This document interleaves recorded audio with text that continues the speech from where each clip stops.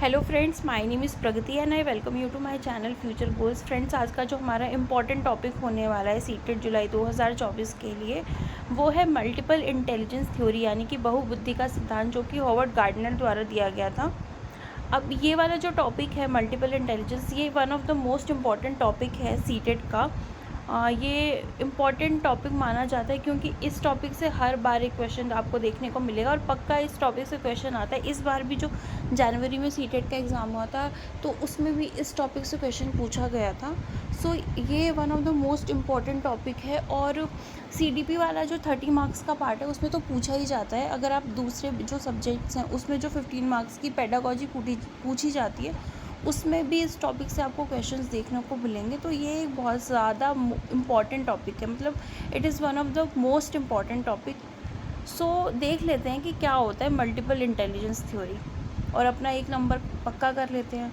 तो multiple intelligence theory की जब हम बात करते हैं, तो गार्डनर जो है वो कहते हैं कि Gardner propose that people do not have an intellectual capacity but have many kinds of intelligence. मतलब कि गार्डनर ने प्रतिपादित किया कि लोगों में केवल एक प्रकार की बौद्धिक क्षमता नहीं होती, परंतु बहुत प्रकार की बुद्धि होती है। जब हमने लास्ट टू लास्ट वीडियो में डिस्कस किया था थ्योरी ऑफ इंटेलिजेंस के बारे में, तो हमने यूनिफैक्टर थ्योरी डिस्कस करी थी, यानी कि एक कारक जो बुद्धि का सिद्धांत होता है, या टू फैक्टर थ्योरी डिस्कस करी थी, या फिर ग्रुप फैक्टर थ्योरी डिस्कस की। तो जिसमें हमने बात की थी कि बुद्धि एक प्रकार की होती है या दो प्रकार की होती है, लेकिन गार्डनर ने बोला कि बुद्धि एक या दो प्रकार की नहीं होती, बल्कि कई प्रकार की बुद्धि होती है। और मल्टीपल तरह की इंटेलिजेंस की बात करते हैं गार्डनर। तो गार्डनर के हिसाब से जो इंटेलिजेंस है वो मल्टीपल तरह की होती है, कई प्रकार की होती है। तो गार्डनर ने जो इंटेलिजेंस है उसको कुछ टाइप्स में डिवाइड कर दिया। मतलब कि जो बुद्धि है उसके उन्होंने कुछ प्रकार बताए हैं इंटेलिजेंस के, जो प्रकार इम्पॉर्टेंट हैं आपके एग्ज़ाम के लिए। और देख लेते हैं कौन कौन से उन्होंने टाइप्स बता रखे हैं इंटेलिजेंस के। तो सबसे पहला जो टाइप बता रखा है, कुछ 8 इन्होंने टाइप्स बता रखे हैं, जिसमें से पहला जो टाइप है वो है वर्बल लिंग्विस्टिक इंटेलिजेंस, यानी कि शाब्दिक भाषाई बुद्धि। अब शाब्दिक भाषाई बुद्धि क्या होती है, ये वैसे तो आपको नाम से ही पता चल रहा होगा। मतलब कि शब्द से रिलेटेड, या फिर लिंग्विस्टिक मतलब लैंग्वेज से रिलेटेड, भाषा से रिलेटेड जो बुद्धि होती है। People with verbal linguistic intelligence are able to use words well, both writing and speaking. तो जो लोग होते हैं जिनमें वर्बल लिंग्विस्टिक इंटेलिजेंस होती है, मतलब कि शाब्दिक भाषाई बुद्धि होती है, वो लोग कैसे होते हैं, वो बहुत अच्छे से वर्ड्स को यूज़ कर पाते हैं या वर्ड्स को यूज़ करना जानते हैं। उनको लैंग्वेज में वर्ड्स को अच्छे से यूज़ कर पाते हैं, वर्ड्स को अच्छे से वो अरेंज कर पाना, लिख पाना, समझ पाना। मतलब उनकी जो लिंग्विस्टिक यानी कि भाषा से रिलेटेड जो बुद्धि होती है ना, या शब्दों से रिलेटेड वर्बल बुद्धि जो होती है, वो बहुत अच्छी होती है, या वो उनमें वो बुद्धि अधिक होती है। ऐसे लोग क्या बनते हैं, ऐसे लोग कौन होते हैं जिनमें वर्बल लिंग्विस्टिक इंटेलिजेंस होती है? पोएट जो है शब्दों के साथ बहुत अच्छे से खेल पाते हैं। कविताओं को जब वो लिखते हैं तो शब्दों का अरेंजमेंट उनका बहुत अच्छा होता है। राइटर हो गए, या लॉयर भी शब्दों के साथ खेलते हैं। जर्नलिस्ट हो गई, इन लोगों में जो है वर्बल लिंग्विस्टिक इंटेलिजेंस जो है वो बहुत अच्छी होती है। तो आपको ऐसे भी क्वेश्चन पूछा जा सकता है कि पोएट के अंदर कौन सी इंटेलिजेंस है। सो आप आंसर कर सकते हो कि verbal linguistic intelligence, right. Hindi में अगर मैं बोलूँ तो शब्दों और भाषा का इनको बहुत अच्छा ज्ञान होता है, वर्बल लिंग्विस्टिक इंटेलिजेंस वाले लोगों को। तो इसका उदाहरण मैंने आपको बता ही दिया, कवि, वकील, लेखक या पत्रकार। दूसरी जो इंटेलिजेंस है वो देख लेते हैं। दूसरी इंटेलिजेंस है विजुअल स्पेशियल इंटेलिजेंस, यानी कि स्थानिक बुद्धि, स्थान से रिलेटेड। स्पेस मतलब जगह से रिलेटेड। मतलब people who are strong in visual spatial intelligence are good visualizing things. मतलब ऐसे लोग चीज़ों को विजुअलाइज करने का मतलब क्या होता है? विजुअलाइज करने का मतलब होता है अपने दिमाग में एक इमेज बना लेना किसी चीज़ की, जो आपके सामने भी प्रेजेंट नहीं है, कि नहीं ऐसा ऐसा हो सकता है, ये इस तरह से हो सकता है। जैसे जो लोग मैप्स रीडिंग करते हैं, मैप पढ़ते हैं, तो वो बहुत अच्छे से मैप को देख के चीज़ों को विजुअलाइज कर लेते हैं अपने दिमाग में, कि रास्ते देख लेते हैं, मैप देख लेते हैं, विजुअलाइज कर लेते हैं। डायरेक्शंस का जो लोग पता लगा पाते हैं, उनका विजुअलाइजेशन पावर, वो दिमाग में अपनी एक पिक्चर क्रिएट कर लेते हैं बहुत अच्छे से। चार्ट्स, वीडियोस, पिक्चर्स बना लेते हैं। तो जो लोग भी चीज़ों को अच्छे से विजुलाइज़ कर पाएँ, या स्पेस है कोई उनके सामने खाली जगह है, अगर एक आर्किटेक्ट है तो वो क्या करेगा, अगर उसको कोई आप या कोई इंटीरियर डिज़ाइनर है, आपको उसको कोई डिज़ाइन बनाने को दोगे तो वो चीज़ों को समझ पाएगा कि हाँ यहाँ पे ये होना चाहिए, यहाँ पे ये होना चाहिए, इस एरिया में ये काम होना चाहिए। तो वो अपने दिमाग में चीज़ों को विजुलाइज़ कर पा रहा है।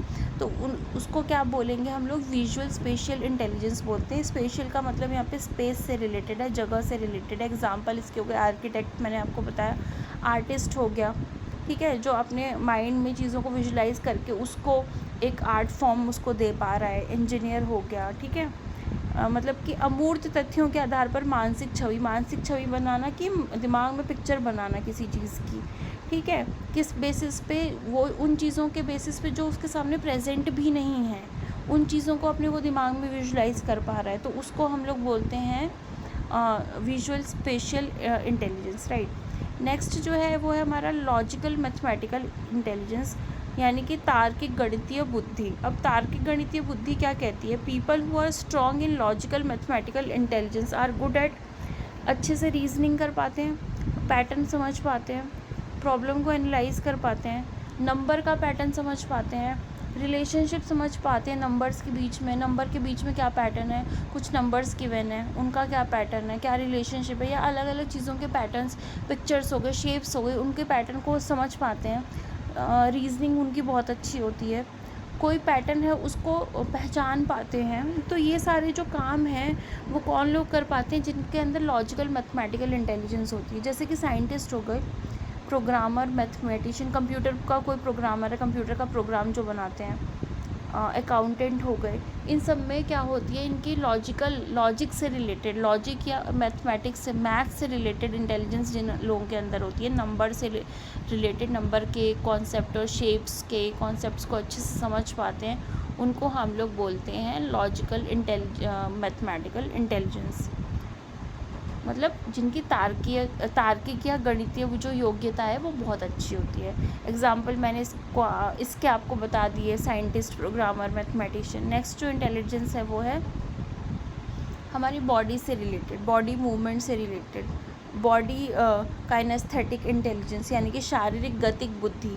अब इस बुद्धि में क्या होता है, they are said to be good at body movement, body को की मूवमेंट इनकी ये बहुत अच्छे से कर पाते हैं, बॉडी फ्लेक्सिबल होती है, अच्छे बॉडी मूवमेंट्स करने आते हैं, एक्शंस परफॉर्म कर सकते हैं, इनका बॉडी के ऊपर कंट्रोल या बॉडी पार्ट्स के ऊपर कंट्रोल अच्छा होता है, फिज़िकल कंट्रोल अच्छा होता है, और इनका जो आँखों का और हाथ का कोऑर्डिनेशन भी बहुत अच्छा होता है, ठीक है।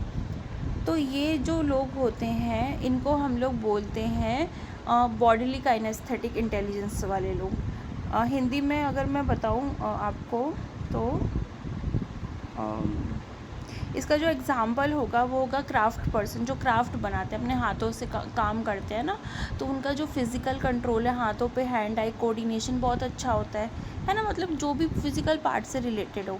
और डांसर हो गए, उनकी भी बॉडी मूवमेंट्स पे कंट्रोल होता है अच्छा। बिल्डर हो गए, या कोई स्कल्पचर बना रहे हैं वो हो गए, स्कल्पचर जो बनाते हैं, मूर्तिकार होते हैं, ठीक है, उनके भी हैंड आई कोऑर्डिनेशन अच्छा होता है, हाथों के ऊपर अच्छा कंट्रोल होता है। एक्टर हो गए, जो बॉडी मूवमेंट्स करते हैं, एक्शन करते हैं। सर्जन हो गए, सर्जन भी किस में आएगा, आपका बॉडीली काइनेस्थेटिक में आएगा, ये चीज़ आप ध्यान रखना। सर्जन भी जो होते हैं वो बॉडीली काइनेस्थेटिक में आते हैं, ठीक है, ये वाला एग्जांपल आपको ध्यान में रखना है।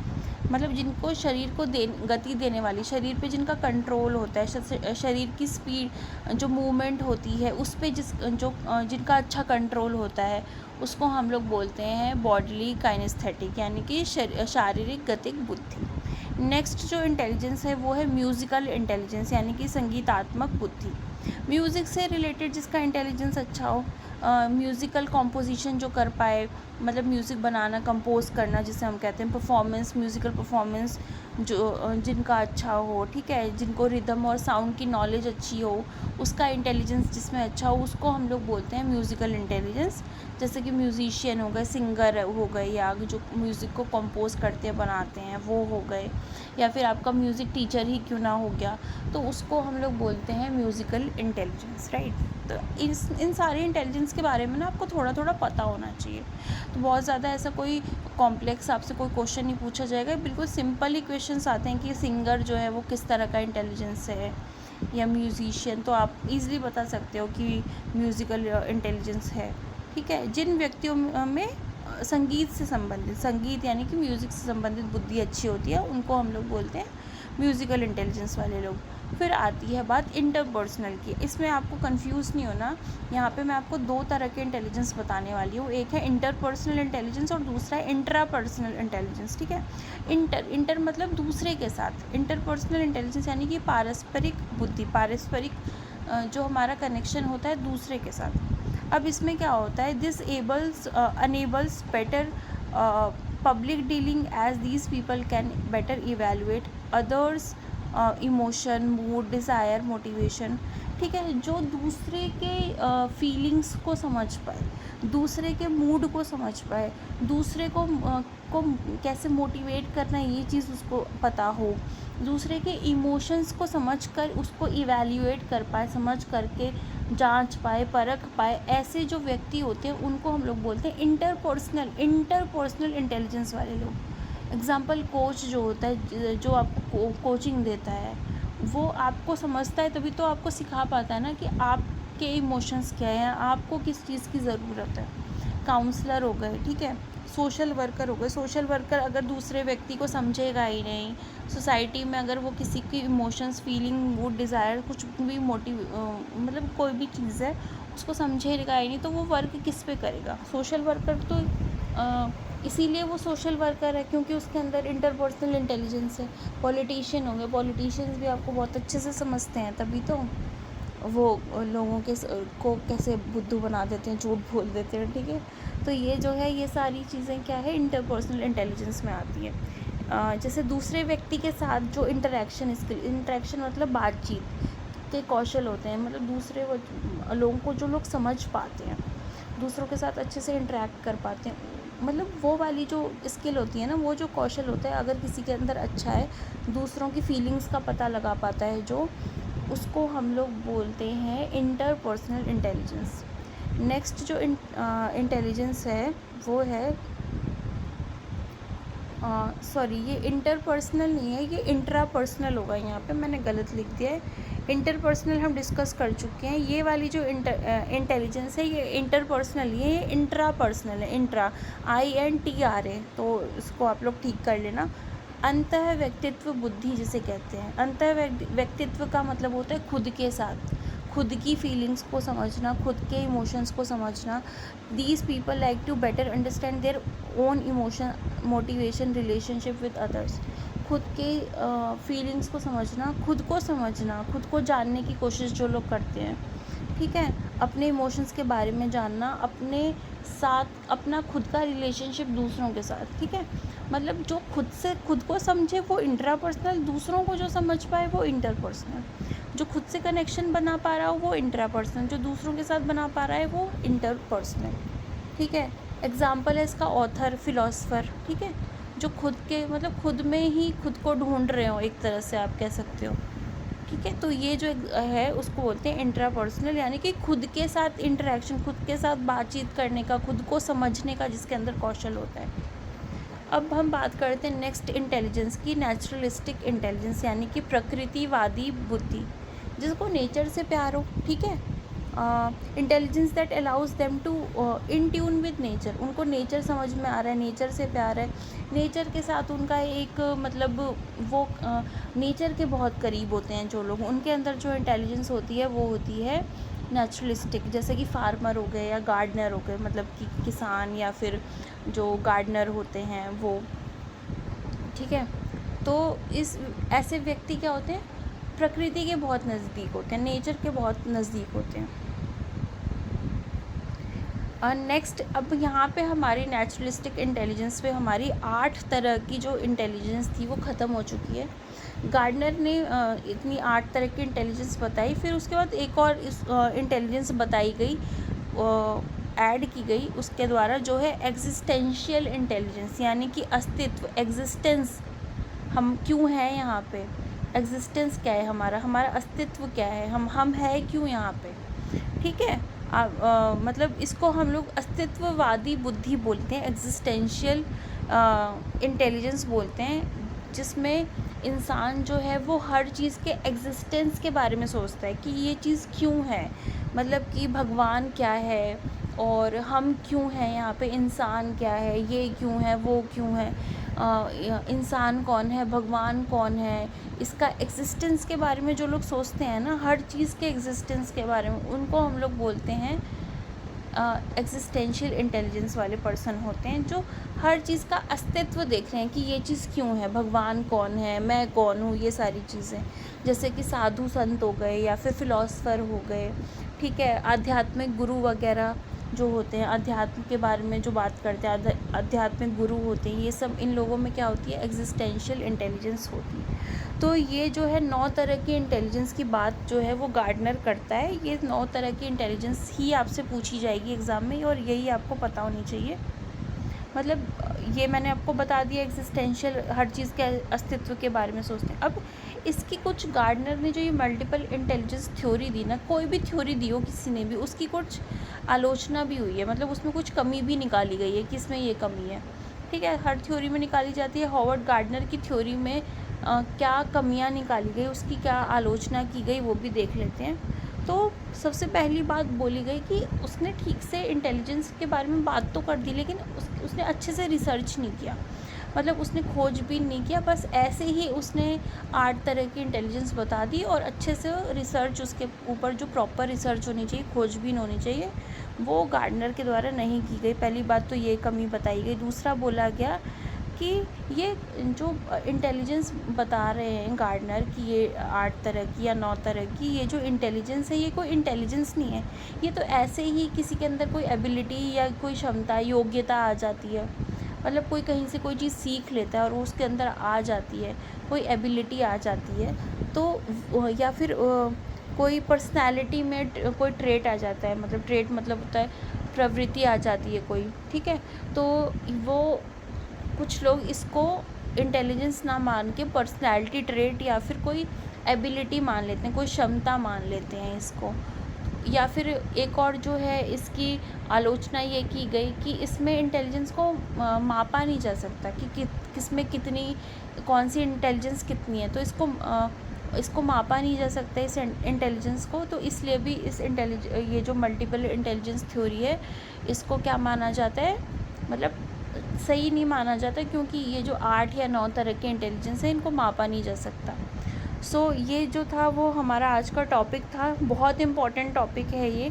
मैंने आपके साथ ये टॉपिक कम्प्लीटली पूरा डिस्कस कर दिया है, और इसके अलावा इस टॉपिक पे कुछ भी नहीं बचता। आप बस ये वीडियो देखो, आपका ये टॉपिक जो है वो पूरा अच्छे से कंप्लीट हो चुका है, और इसी तरह के आपसे एग्ज़ाम में क्वेश्चन पूछे जाएंगे।